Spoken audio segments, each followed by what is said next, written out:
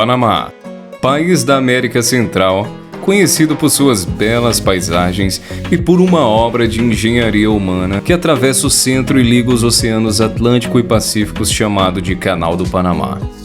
Berço de uma cultura única e culinária marcante. Porém, palco de um dos mistérios mais intrigantes da história.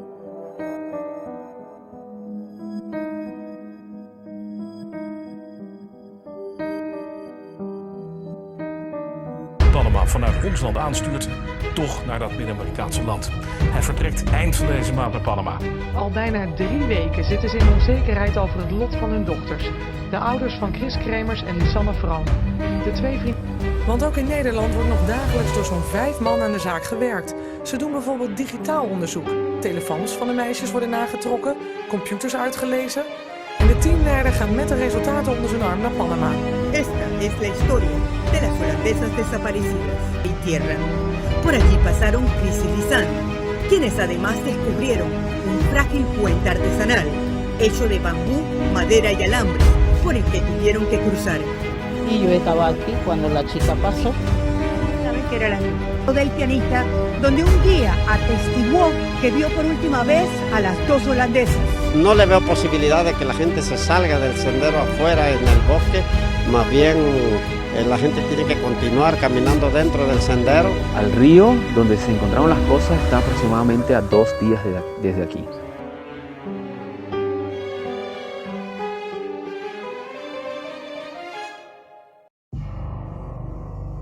Chris Kremers, de 21 anos, e Lisanne Vroom, de 22. Duas jovens holandesas que há muito tempo planejavam um intercâmbio no Panamá. E com o apoio dos pais e parentes, elas planejaram juntamente com a agência de viagens uma espécie de intercâmbio humanitário. A ideia seria visitar pontos turísticos e realizar trabalhos voluntários e solidários em escolas infantis na região da viagem.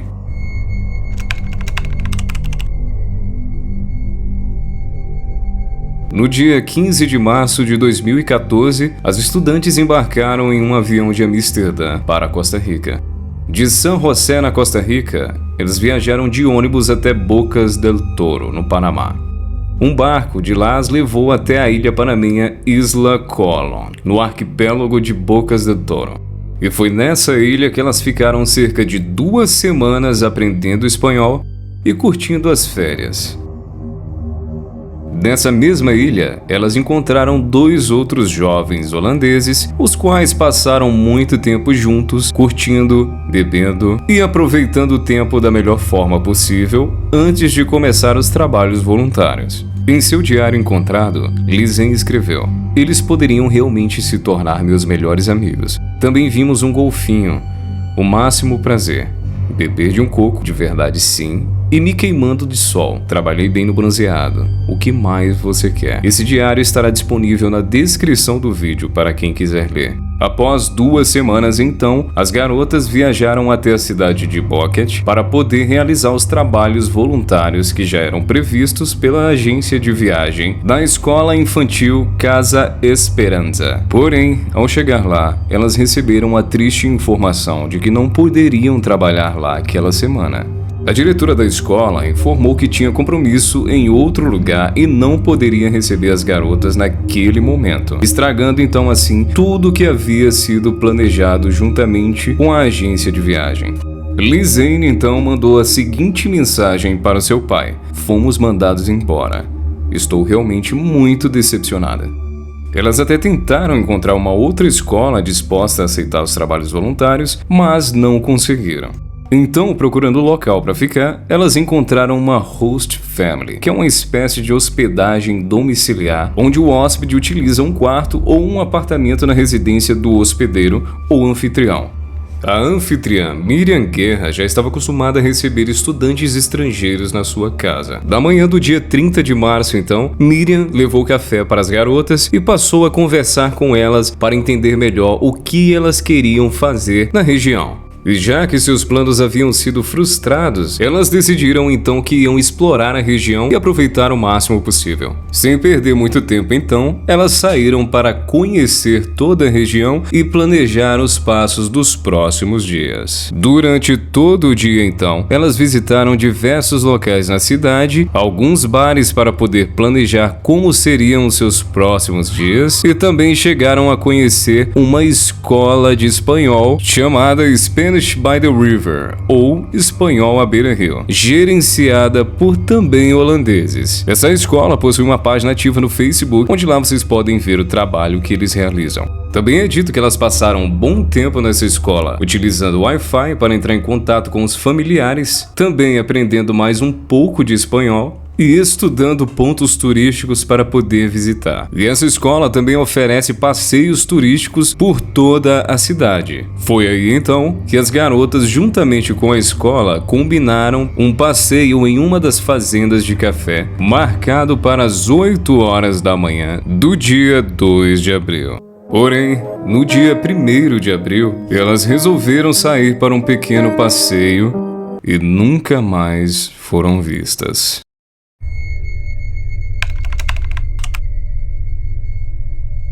Feliciano Gonzalez, guia contratado pela escola de espanhol para acompanhar as garotas durante a visita à fazenda de café. Ele chegou no horário marcado para início do passeio junto com uma funcionária da escola chamada Eileen. E lá, eles esperaram cerca de meia hora pelas garotas. Como a casa da anfitriã Miriam era muito próxima da escola, Eileen e Feliciano decidiram ir até lá para chamar as garotas. E lá na casa eles chamaram por diversas vezes, mas parecia não haver ninguém na casa. Foi aí então que eles decidiram entrar em contato com uma Miriam. Miriam havia saído cedo para trabalhar e falou que achava que elas tinham chegado muito tarde, por isso não viu elas terem chegado em casa. Deixou até o café da manhã preparado para as garotas. A Miriam então autorizou que eles pegassem uma chave que estaria no jardim para poder abrir a casa e verificar se as garotas estavam bem. Mas lá dentro, Feliciano relatou que só havia mochilas, carregadores e as camas desarrumadas.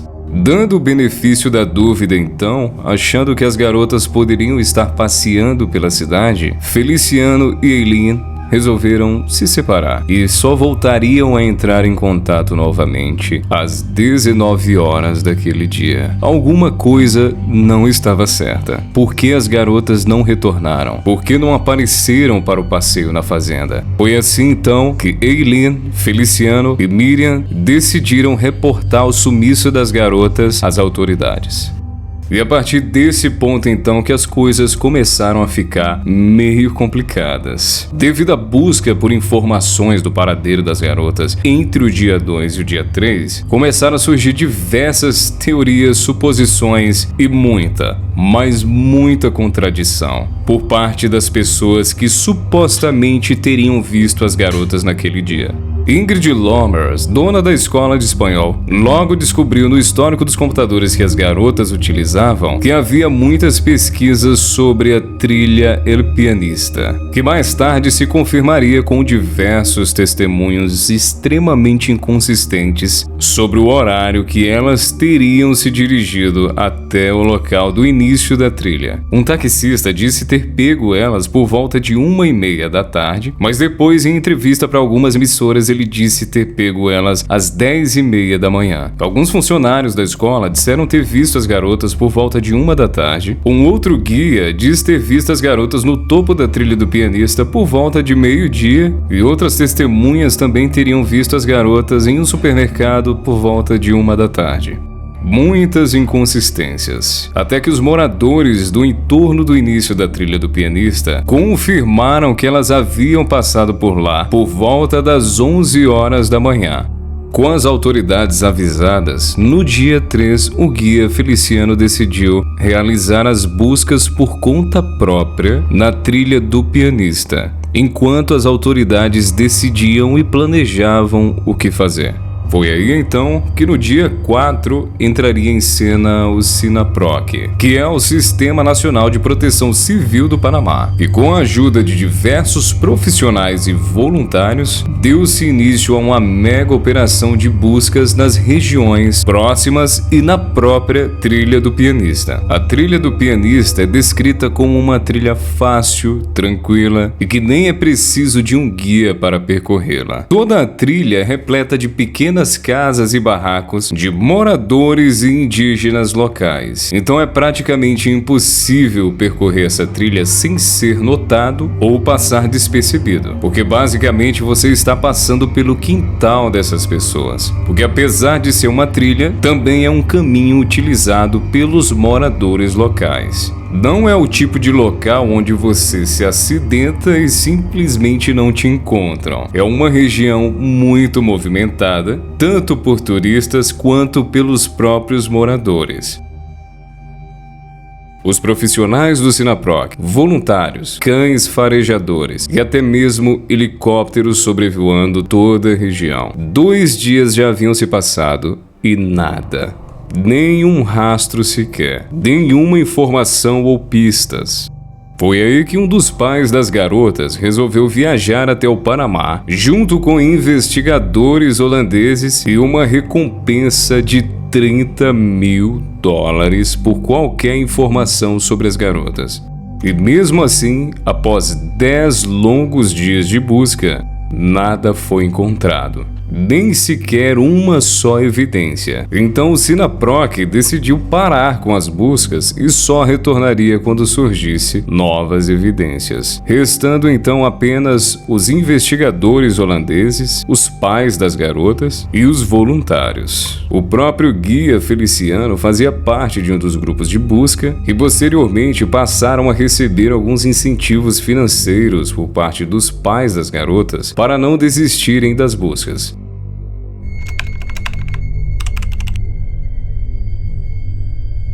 Mais de 2 meses já haviam se passado. Todos já estavam muito cansados e sem muita esperança. Até que no dia 11 de junho, um casal morador de um pequeno vilarejo chamado Alto Romero encontraram uma mochila presa entre as pedras do rio Changuinola, mais conhecido localmente como o Rio Culebra ou Rio Cobra. O casal informou um criador de gado local sobre a mochila e o criador de gado informou a polícia, que no dia 13 chegou até o povoado de helicóptero para recolher a mochila. Tendo a confirmação então de que a mochila pertencia a Lizen, as buscas então foram retomadas, só que dessa vez com foco no rio. Então, no dia 19, um dos grupos de buscas, composto por Feliciano e mais 6 moradores locais, encontraram um osso da pelvis e um sapato ainda com o pé dentro. A pelvis pertencente a Chris e o pé pertencente a Lizen, o que infelizmente confirmava que as duas já estavam mortas. E em mais alguns meses de busca, encontraram um short de Chris presa em uma árvore caída sobre o rio e também mais alguns ossos de ambas as garotas. Os estudos forenses sobre os ossos das garotas não conseguiu determinar a causa da morte. Mas o mistério viria a ficar mais intrigante ainda ao analisar o conteúdo da mochila encontrada.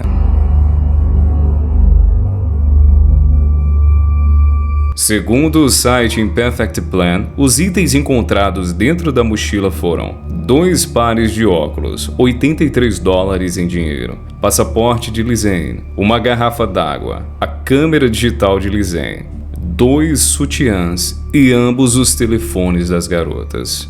Também foi encontrado outros itens menos relevantes dentro da mochila.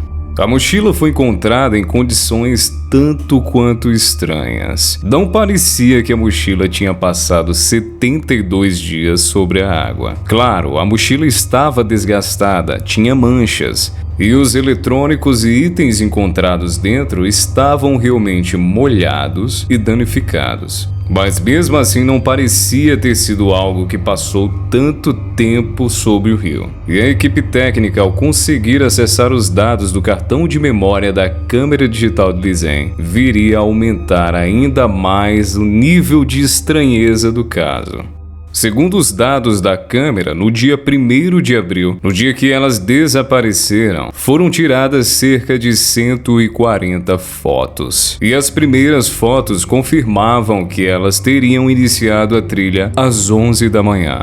As fotos tiradas entre as 11 da manhã e as 1 da tarde mostram as garotas percorrendo tranquilamente toda a trilha até chegar ao topo, local chamado como Mirador do Pianista. No topo do Pianista, elas tiraram mais algumas fotos, sendo algumas fotos tiradas também pelos celulares delas. E o mais correto a se fazer seria voltar desse ponto. Mas por algum motivo que não se sabe, a foto de número 505 mostra que elas seguiram a trilha ao invés de retornar em direção à cidade. Sabe-se que no Mirador do Pianista existe uma placa informando aos turistas que aquele seria o ponto final e indica que os turistas retornem pelo mesmo caminho.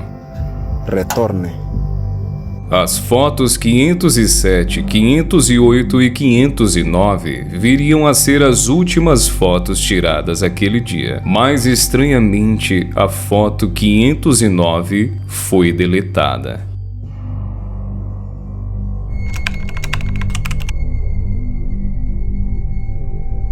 Após a última foto do dia 1º de abril, a câmera foi desligada e só viria a ser ligada novamente no dia 8 de abril, às 1h29 da madrugada até às 4h10. Nesse período foram tiradas 99 fotos completamente aleatórias e sem nenhum sentido aparente.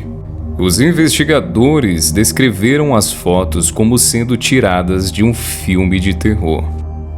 Dessas fotos, 3 se destacam. Uma delas mostra uma pedra com um galho em cima e alguns pedaços de sacola ou papéis de bala preso nesse galho. Também é possível ver água corrente ao fundo. Na outra imagem é possível ver uma alça de bolsa, um pequeno objeto circular metálico que aparenta ser o fundo de uma lata de Pringles e alguns pedaços de papel rasgado, e posteriormente foi descoberto que esse papel, na verdade, era um mapa que Lizen tinha. Surgiu até uma teoria de que esse papel estaria formando o símbolo de SOS sobre a pedra. E essa imagem é a mais intrigante. É a foto que mostra a parte de trás do cabelo de Chris. Essa imagem foi fruto de diversas teorias e suposições de todo tipo. Alguns teorizam que seria impossível estar com o cabelo tão limpo e seco após 8 dias perdidos na floresta. Um usuário do Reddit conseguiu realizar a sobreposição das fotos para obter uma única imagem em 3 dimensões e conseguir analisar o contexto completo de todas as imagens. E essa compilação nos revela algo intrigante. As fotos foram tiradas apontadas para uma única direção específica e não no entorno como se acreditava. Mas por quê? Qual a real intenção das garotas? Talvez criar algum tipo de sinal luminoso, como pedido de socorro? Ou talvez afastar algum tipo de animal presente na mata? E alguns até teorizam que não foram as garotas que fizeram essas fotos, e sim uma terceira pessoa fingindo ser elas. Mas o fato é que até hoje não se sabe o real motivo dessas fotos, nos restando apenas fazer suposições e deduções. As investigações técnicas continuaram, só que dessa vez nos smartphones das garotas. Foi analisado que 2 horas e meia após a última foto tirada no dia 1º de abril, às 16h39, o iPhone de Chris tentou uma ligação de emergência no número 112, que é o número de emergência da Holanda, mas sem nenhum sucesso, já que o último local com sinal ainda disponível seria no Mirador do Pianista, no topo da trilha. Alguns minutos depois, o Samsung de Lizen também fez uma chamada para o 112, também sem sucesso. Até que às 5h58 da tarde, os dois smartphones foram desligados. No dia 2 de abril, então, às 6h58 da manhã, o Samsung de Lizen foi ligado e foi registrado mais uma tentativa de ligar para o 112. Como o telefone não tinha conexão, não foi completada a chamada. E às 8h12, então, o iPhone de Chris também foi ligado e foi feita mais uma tentativa para o 112. Mais uma vez também, ligação não completa. Durante o restante do dia, então, o celular de Lizen foi sendo ligado e desligado, muito provavelmente para poder verificar se havia sinal.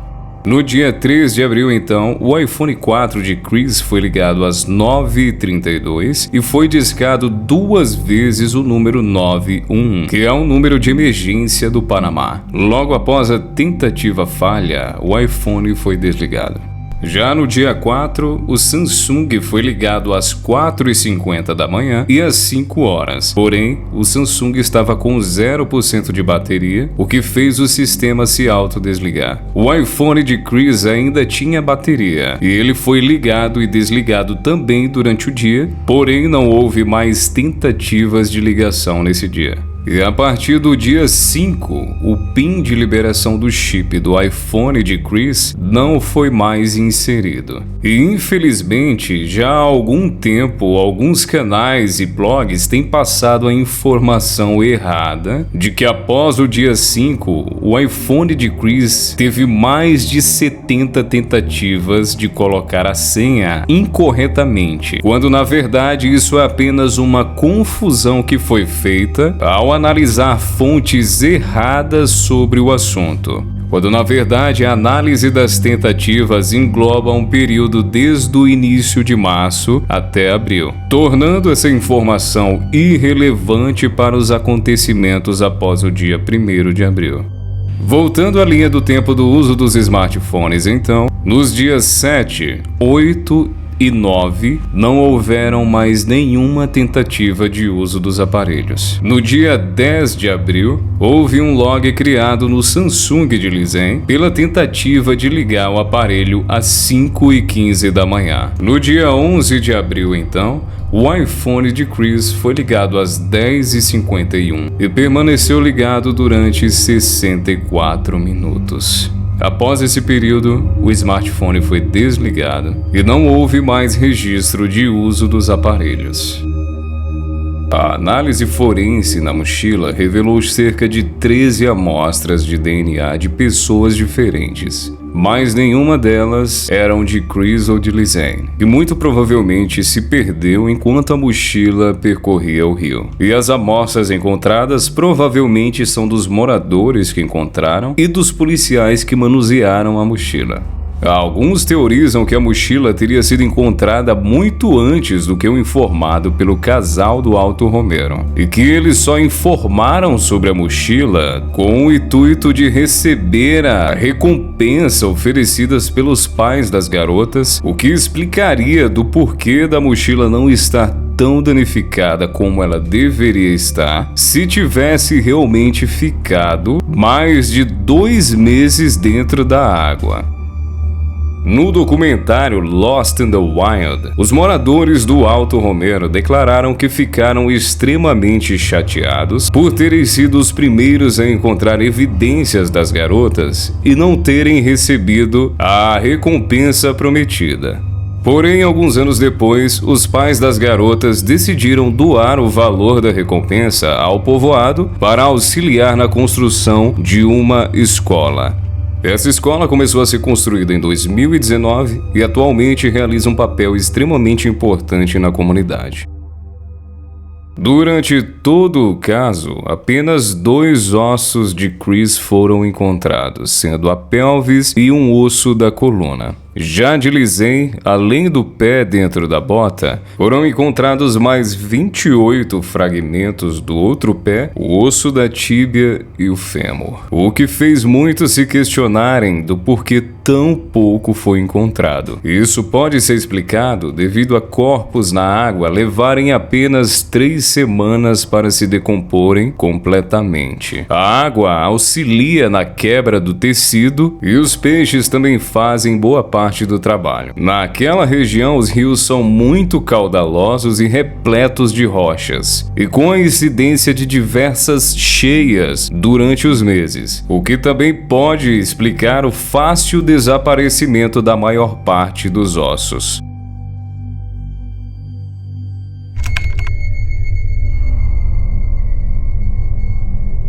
Devido à estranheza desse caso e à ausência de diversos elementos determinantes, surgiram diversas teorias além das oficiais que eu sinceramente acho irrelevante falar sobre. Teorias que vão desde conspiração até abduções alienígenas. Teorias completamente ridículas e sem nenhum nexo para com os fatos apurados até o momento. E essas teorias são basicamente ramificações das 2 teorias principais que englobam um acidente ou a possibilidade de um crime.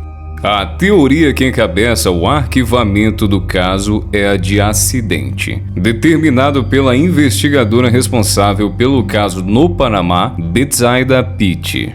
Nessa teoria do acidente, é dito que após a última foto do dia 1º de abril, as garotas acabaram se perdendo pegando o caminho contrário da cidade, e 2 horas e meia após a última foto, elas sentiram a necessidade de ligar para o número de emergência, assim como foi notado nos aparelhos delas. Sem sucesso nas ligações, elas decidiram seguir o caminho então, até que se depararam com uma das Monkey Bridges, que é uma ponte de 3 pontos fixos que são comuns na região. Essa Monkey Bridge fica a alguns quilômetros de onde foi tirada a última foto, e ao tentar passar por essa ponte, uma ou as 2 garotas caíram no rio, ficando uma ou as 2 machucadas, feridas e sem ter como se mover. E após 2 semanas na margem do rio tentando sobreviver, elas teriam morrido de fome, ferimentos e hipotermia. Essa teoria é a mais aceita entre os principais investigadores do caso.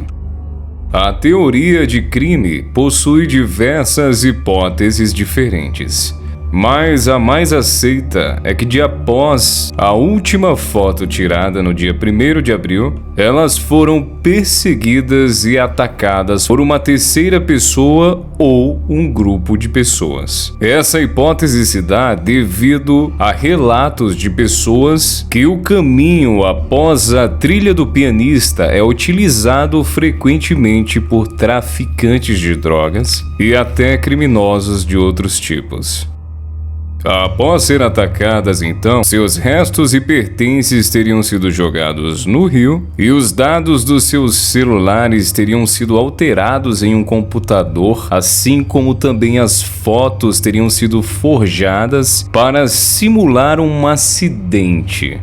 E essa teoria para mim não faz muito sentido. Já que você está em uma floresta densa e gigantesca, por que não simplesmente sumir com os corpos e os pertences? Por que se dá o trabalho de criar toda uma situação que apenas vai chamar mais atenção para o local? Por que plantar uma mochila para ser encontrada quando as buscas já estavam sendo praticamente encerradas? E assim como os estudos forenses nos ossos descartaram a teoria de um ataque de um animal pela ausência de marcas de mordidas nos ossos, assim como também não havia características de um possível desmembramento. A teoria de crime não se encaixa tão bem com os fatos apurados. No entanto, a teoria do acidente também tem as suas pontas soltas, como o porquê de 2 garotas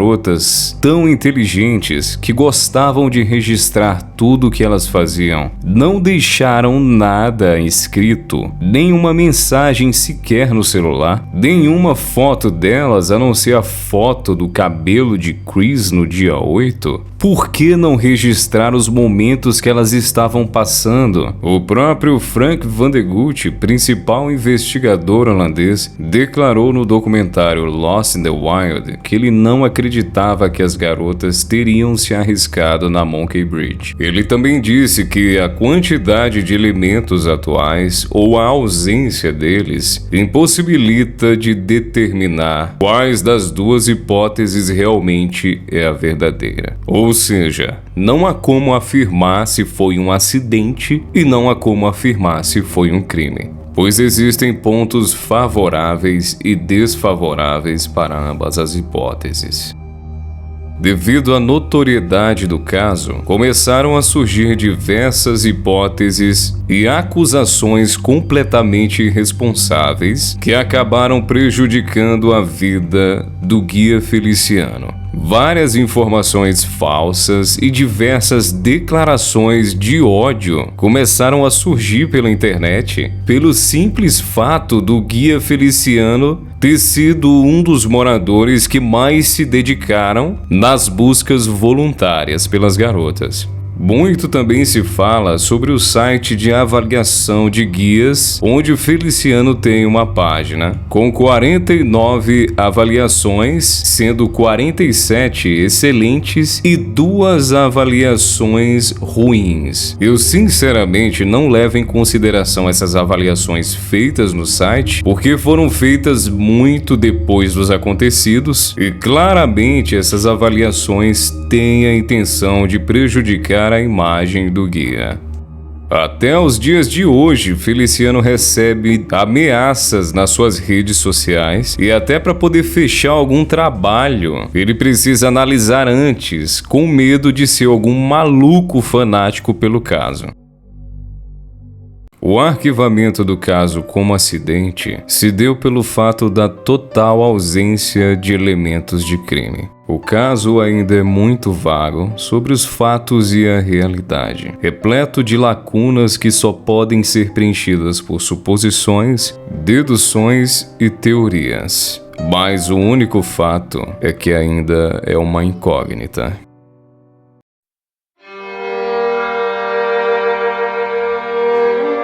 Mas e você? O que acha que realmente aconteceu? Deixe nos comentários a sua opinião. Muito obrigado por assistir e até o próximo vídeo.